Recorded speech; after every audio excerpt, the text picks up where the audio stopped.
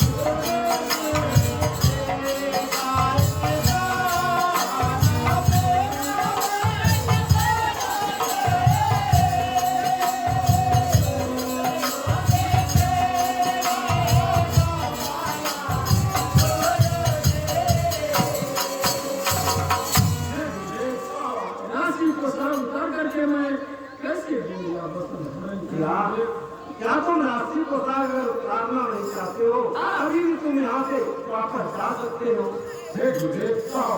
आपके तो मैं सत्य चुका हूँ।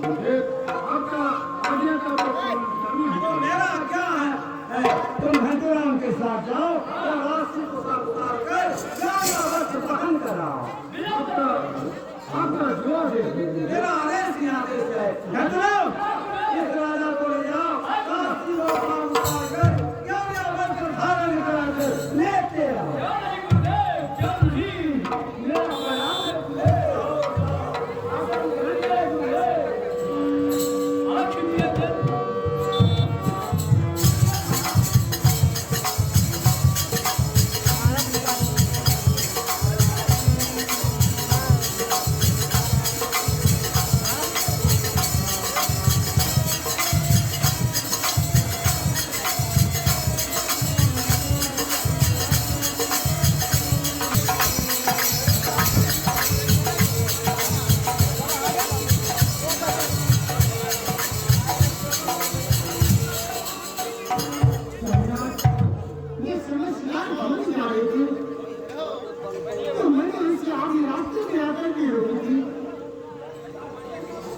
स्वामीनाथ को मैं बहुत समझाई, मेरी कहना नहीं मानी। और स्वामीनाथ मुझे कई बार मार दे के गए हैं। ये रानी तुम अपने हृदय में तुलसी की वृक्ष लगाना और दिन प्रतिदिन उसमें एक लोटा जल डालना। हाँ स्वामीनाथ, मैं तुलसी की वृक्ष में दिन प्रतिदिन जल डालती हूँ और आज ही जल डाले जा रही हो स्वामीनाथ। हाँ स्वामीनाथ।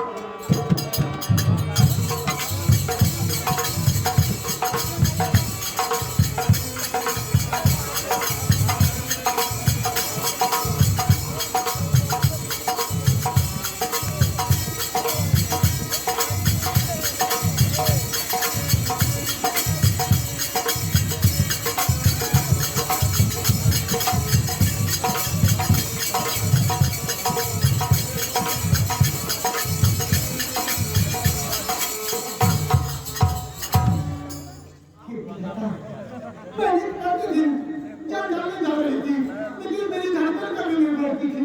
आज मेरी धड़कन क्यों बढ़ती जा रही है? सीधा मैं जानती हूँ, मिला करके देखती हूँ तुलसी की वृक्ष।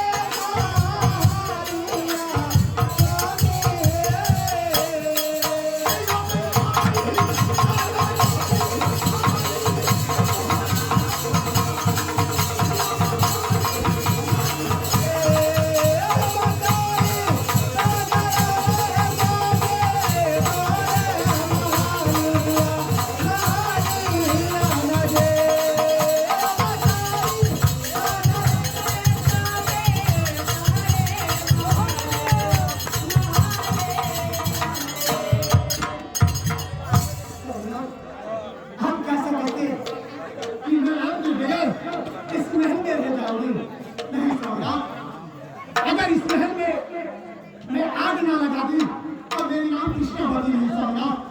हाँ सोमनाथ, सोमनाथ, अब मुझे कोई की कहाँ चलेंगे सोमनाथ? आइए ना सोमनाथ, आइए ना सोमनाथ।